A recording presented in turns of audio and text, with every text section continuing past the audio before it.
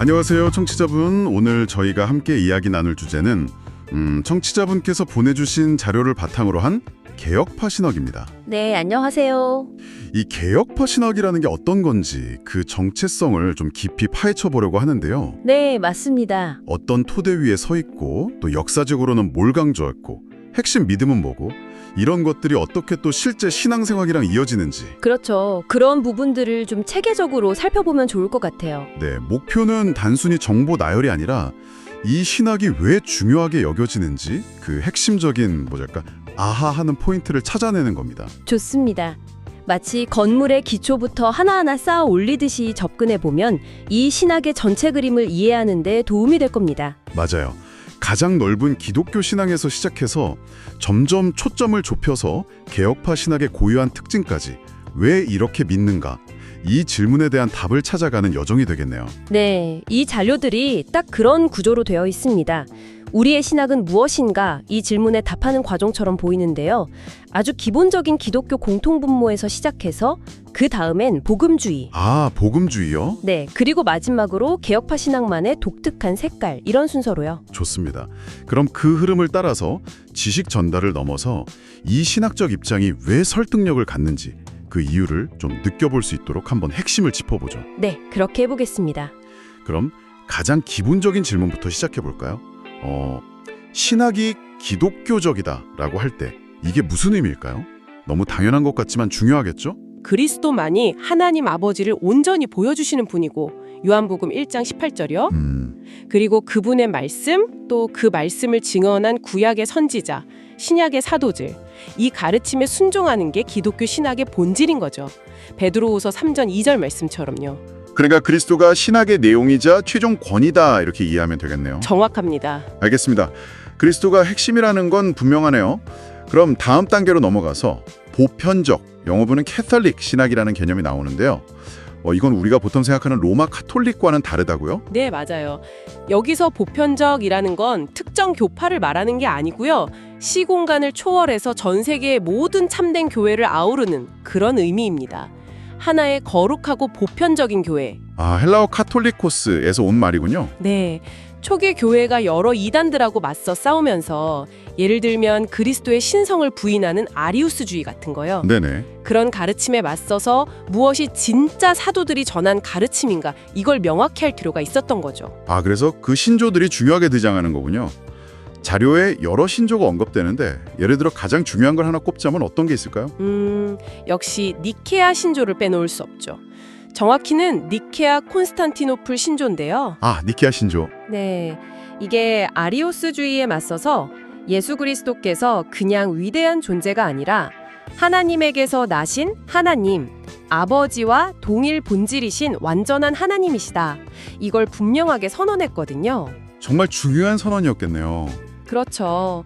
이런 신조들이 성경 자체는 아니지만 성경의 핵심 가르침을 요약하고 또 이단 사상으로부터 교회를 지키는 뭐랄까 중요한 가드레일 역할을 해온 거예요. 가드레일이요? 좋은 비유네요. 사도신경이나 칼케돈 신조 같은 다른 신조들도 다 비슷한 맥락에서 이해할 수 있습니다. 기독교 신앙의 기본 골격을 세운 거죠. 아, 그러니까 단순히 교리를 나열한 게 아니라 진리를 지키려는 그 치열한 역사적 투쟁의 결과물이군요. 흥미롭습니다. 자, 그럼 이제 한 단계 더 좁혀서 복음주의, 이벤젤리컬 신학으로 가보죠. 이것도 복음에서 온 말인데 의미가 좀 복잡하다고요. 네, 그렇습니다. 이게 역사적으로 보면요. 16세기 종교개혁 때 로마 카톨릭에 반대했던 개신교 그룹 전체, 그러니까 루터파나 개혁파 모두를 복음주의라고 불렀어요. 아, 처음엔 더 넓은 의미였군요. 네. 그런데 현대에 와서는 특히 영미권에서는 좀 더 좁은 의미로 쓰이는 경향이 있습니다. 데이비드 베빙턴이라는 학자가 제시한 4가지 특징이 있거든요. 4가지 특징이요? 네. 성경 중심, 십자가 중심, 회심 경험 강조, 그리고 선교와 사회활동 적극성, 이런 특징을 가진 특정 신앙 운동을 지칭하기도 해요. 아, 하지만 이 자료의 저자들은 그보다는 좀 더 근본적인 의미, 그러니까 성경이 말하는 복음, 그리고 종교개혁의 핵심 원리들에 충실한 신학, 이걸 복음주의로 보려는 것 같아요. 그렇다면 그 성경적인 복음의 핵심 내용이 뭘까요? 자료에서 고린도전서 15장을 예로 들고 있던데요. 네, 아주 좋은 예시죠. 바울이 고린도전서 15장에서 정말 명쾌하게 복음을 요약해주고 있습니다. 핵심만 좀 추려보면요. 네. 첫째, 복음은 사람이 만든 이야기가 아니라 하나님께로부터 온 권위 있는 메시지다. 둘째, 그 내용은 오직 예수 그리스도에 관한 것이다. 오직 예수 그리스도. 네. 셋째, 그 핵심 사건은 그리스도께서 우리 죄를 대신해 죽으셨다는 것, 대속. 넷째, 그리고 죽음에서 육체적으로 부활하셨다는 것. 죽음과 부활. 그렇죠. 다섯째, 이 죽음과 부활은 신화가 아니라 실제 역사적 사실이다. 여섯째, 이 모든 건 우연이 아니라 구약 성경에 이미 예언된 하나님의 계획대로 이루어진 일이다. 그리고 마지막 일곱째는 이 복음을 듣고 믿으라는 초청까지 포함하는 거죠. 와, 정말 명확하네요. 이게 흔들릴 수 없는 복음의 뼈대군요. 네, 그렇다고 할 수 있습니다. 그리고 이 뼈대를 지키기 위해 종교개혁자들이 강조했던 게 바로 다섯 솔라, five solas라고 하셨죠. 오직이라는 말이 5번이나 나오는데 이게 왜 그렇게 중요했을까요? 단순 구호 이상이었겠죠? 그럼요. 솔라는 라틴어로 오직이라는 뜻인데요. 당시 로마 카톨릭의 가르침 속에서 성경의 진리가 자꾸 인간적인 전통이나 공로 사상 같은 거랑 뒤섞이는 걸 본 거예요. 아, 뭔가 순수성을 잃어간다고 느꼈겠군요. 그렇죠.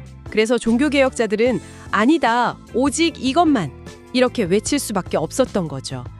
마치 복음의 핵심 진리를 지키기 위한 5개의 방어벽 아니면 전투후호 이렇게 볼 수 있습니다. 전투후호 와닿는데요. 그럼 하나씩 그 의미를 좀 되짚어 볼까요? 먼저 오직 성경, 솔라 스크립투라. 네, 이건 신앙과 삶의 모든 문제에 있어서 최종 권위는 교황이나 교회의 전통이 아니라 오직 기록된 하나님의 말씀, 즉 성경뿐이다 라는 선언입니다. 모든 걸 성경으로 판단해야 한다. 맞습니다. 모든 주장은 성경에 비추어서 검증되어야 한다는 거죠. 알겠습니다. 다음은 오직 은혜, 솔라 그라티아. 이건 인간의 노력이 아니라 하나님의 선물이란 뜻이죠. 정확합니다. 구원은 인간의 어떤 자격이나 노력, 선행으로 얻는 게 아니라 전적으로 하나님의 선물, 즉 은혜로만 주어진다는 거예요. 아, 여기에는 인간 스스로는 구원에 이를 능력이 전혀 없다는 전적 부패 사상이 바탕에 깔려 있어요. 그래서 은혜가 아니면 불가능하다는 거죠. 네. 세 번째는 오직 그리스도, 솔루스 크리스토스. 유일한 중보자라는 의미고요. 네, 예수 그리스도만이 하나님과 우리 사이를 잇는 유일한 다리, 유일한 구원자라는 고백입니다. 마리아든 성인이든 어떤 교회 제도든 그리스도를 대체하거나 보완할 수 없다는 아주 강력한 선언이죠. 그렇군요. 네 번째는 오직 믿음, 솔라 피데. 행위가 아닌 믿음으로 의롭게 된다는 핵심 교리듯. 네, 맞습니다. 우리가 하나님 앞에서 죄인에서 의인으로 인정받는 것, 이걸 칭의라고 하는데요. 이 칭의가 율법을 지키는 행위가 아니라 오직 그리스도를 믿는 믿음을 통해서만 가능하다는 겁니다.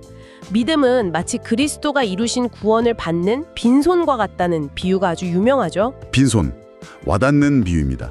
자, 마지막 5번째. 오직 하나님께 영광, 솔리데오 글로리아. 모든 영광을 하나님께 돌린다. 이건 왜 또 따로 강조되었을까요? 앞의 내용에 포함될 수도 있을 것 같은데요. 네, 그럴 수도 있지만 이걸 따로 강조한 이유가 있습니다. 구원의 모든 과정, 아니 창조부터 종말까지 모든 것의 궁극적인 목적과 영광은 오직 삼위일체 하나님께만 돌아가야 한다는 원칙이에요.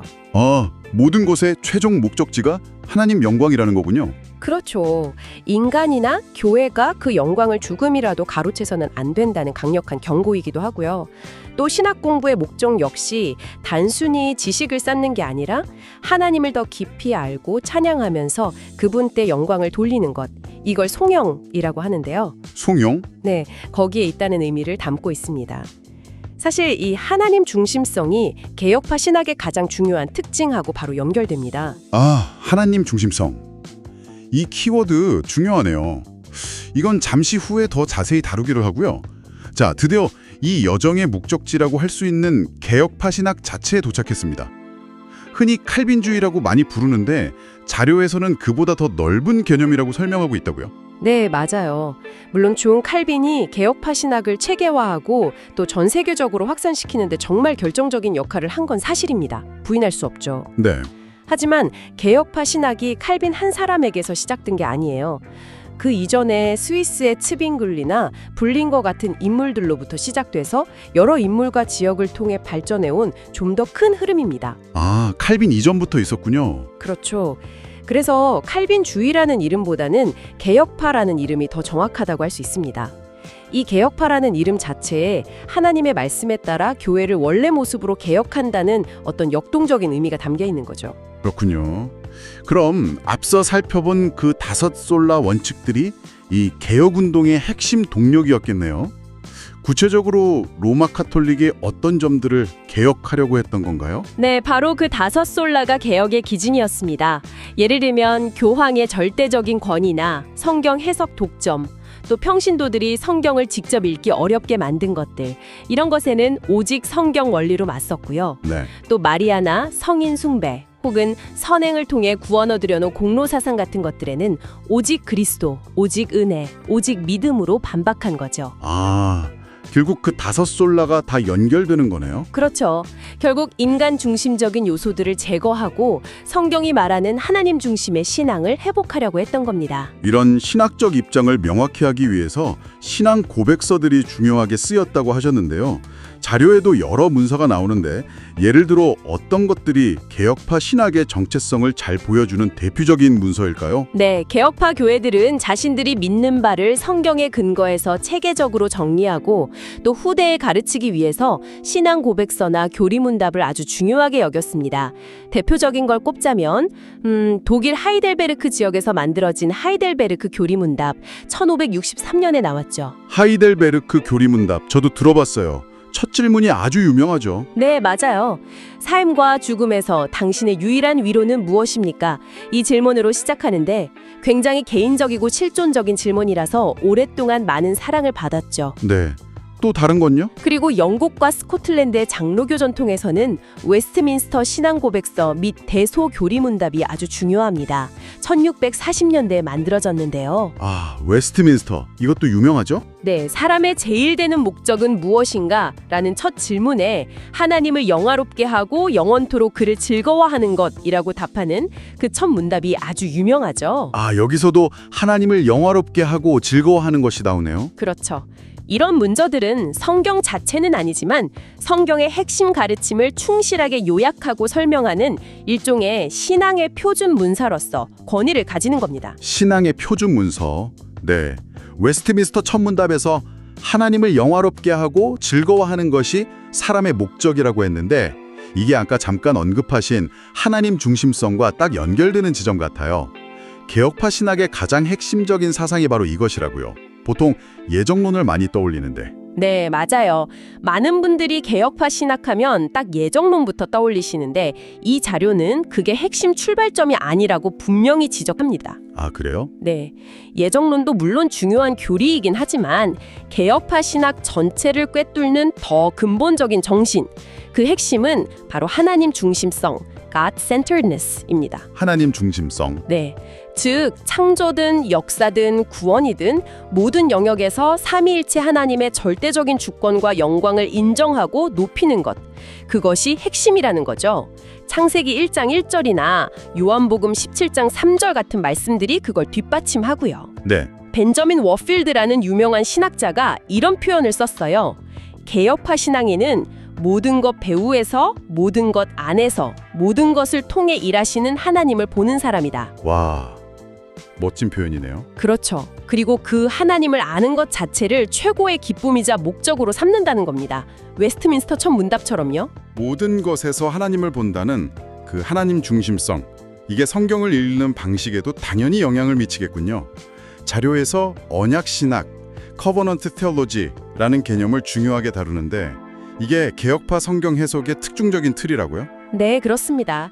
개혁파 신학은 성경 전체를 하나님의 언약이라는 큰 틀로 이해하려는 경향이 아주 강합니다. 언약이라는 틀이요? 네, 이걸 뭐랄까 성경이라는 아주 방대한 드라마의 전체 줄거리를 파악하는 렌즈라고 비유할 수 있을 것 같아요. 아, 렌즈요? 하나님께서 노아, 아브라함, 모세, 다윗과 맺으신 언약들이 있잖아요. 이게 점진적으로 발전해서 결국 예수 그리스도의 새 언약 안에서 어떻게 완성되는지 이걸 보여주면서 성경 전체에 흐르는 하나님의 구원 계획의 통일성을 강조하는 거죠. 구약과 신약이 하나의 이야기로 연결되는군요. 그렇죠. 특히 타락하기 전 아담과의 관계, 이걸 보통 행위 언약이라고 부르고요. 타락한 이후에 그리스도 안에서 맺는 관계, 이건 은혜 언약이라고 하는데요. 이 둘을 대조하면서 율법과 복음의 관계, 또 인간의 책임과 하나님의 은혜가 어떻게 연결되는지를 설명하는 아주 중요한 해석의 틀을 제공합니다. 네, 알겠습니다. 자, 그럼 이제 개혁파 신학이 자신을 어떻게 변호하는지, 그리고 이런 교리들이 실제 신앙 경험과는 또 어떻게 만나는지 이 부분을 좀 살펴보겠습니다. 여기서 그 유명한 칼빈주의 5대 교리, 튤립이 등장하네요. 이게 어떻게 나오게 된 배경이 뭔가요? 네, 이게 17세기 초 네덜란드에서 시작된 논쟁에서 비롯됐습니다. 알메니우스라는 신학자의 제자들이 5가지 주장을 제기했어요. 인간의 자유의지나 역할을 좀 더 강조하는 내용이었죠. 아, 알미니우스주의. 네, 여기에 대해서 개혁파 교회들이 도르트 총회 1618에서 19라는 국제적인 회의를 열어서 공식적으로 답변한 내용이 바로 이 5대 교리입니다. 아, 반박문 같은 거군요. 그렇죠. TULIP라는 영어 앞글자, Total Depravity, Unconditional Election, Limited Atonement, Irresistible Grace, Perseverance of the Saints는 사실 나중에 교육적인 목적으로 만들어진 거고요. 네네. 이 5가지 교리의 핵심은 결국 구원에 있어서 인간의 역할이나 공로가 아니라 전적으로 하나님의 주권적인 은혜가 주도권을 가진다는 걸 강조하는 데 있습니다. 알미니우스주의 주장에 대한 반론이었던 거죠. 각 항목이 구체적으로 하나님의 주권적 은혜를 어떻게 강조하는지 좀 간략하게 짚어주실 수 있을까요? 예를 들어 제한속죄 같은 경우는 좀 논쟁적으로 들리기도 하는데요. 네, 그 부분이 좀 오해를 많이 사기도 하죠. 간단히 말씀드리면 첫째, 전적 타락. 토럴 디프라버리는 인간 스스로는 구원에 이를 수 없는 상태다. 그래서 하나님의 은혜가 절대적으로 필요하다는 점을 강조하고요. 네. 둘째, 무조건적 선택, unconditional election은 구원의 근거가 인간에게 있는 어떤 조건, 예견된 믿음이나 행위 같은 게 아니라 오직 하나님의 주권적인 결정에 있다는 겁니다. 오직 하나님 뜻대로. 그렇죠. 셋째, 제한 속죄 혹은 확정 속죄라고도 부르는데요. 이게 그리스도의 죽음이 단순히 구원의 가능성만 열어둔 게 아니라 실제로 하나님께서 택하신 자들을 확실하게 구원하시는 효과적인 죽음이었다는 점을 강조하려는 의도입니다. 아, 효과적인 죽음이요? 네, 모든 사람을 위해 죽었지만 효과는 일부에게만 있다기보다는 애초에 택한 자들을 위해 죽으셨고 그 죽음은 반드시 그들을 구원한다는 거죠. 그래서 그 구원의 확실성에 초점이 있습니다. 제한이라는 말이 오해를 살 수 있지만요. 그렇군요. 효과성과 확실성. 네, 넷째, 불가항력적 은혜. Irresistible Grace는 성령께서 구원하시기로 작정한 사람을 부르실 때 그 은혜가 거부될 수 없고 반드시 효과를 발휘해서 그 사람이 믿음으로 반응하게 만든다는 거고요. 네. 마지막 다섯째, 성도의 견인 Perseverance of the Saints는 하나님께서 한번 구원하신 참된 신자는 끝까지 책임지시고 그 믿음을 지키도록 보존하신다는 약속입니다. 구원을 잃어버릴 수 없다는 거죠. 아, 들어보니 전체적으로 구원의 시작부터 끝까지 하나님의 주도권과 그분의 신실하심을 강조하는 내용이군요. 정확합니다. 튤립의 각 교리들이 독립적이라기보다는 하나님의 주권적 은혜라는 하나의 큰 그림 아래서 서로 긴밀하게 연결되어 있는 거죠. 네. 그런데 이런 교리들이 자칫하면 너무 딱딱하게 들리거나 그냥 지적인 유희처럼 느껴질 수도 있을 것 같아요. 이게 실제 신앙 경험과는 어떻게 연결될 수 있을까요? 자료에서도 개혁파 신학이 머리만의 신학은 아니라고 강조하던데요. 아주 중요한 지적이 있습니다. 개혁파 신학은 결코 차가운 교리주의가 아닙니다. 오히려 이 교리들이 가슴으로 느껴지고 삶으로 살아내져야 한다고 강조해요. 자료에서 맛있는 지식, savory knowledge라는 표현을 썼잖아요. 아, 네. 맛있는 지식. 머리로 아는 걸 넘어서 영혼으로 맛보는 신앙, 그걸 추구하는 거죠.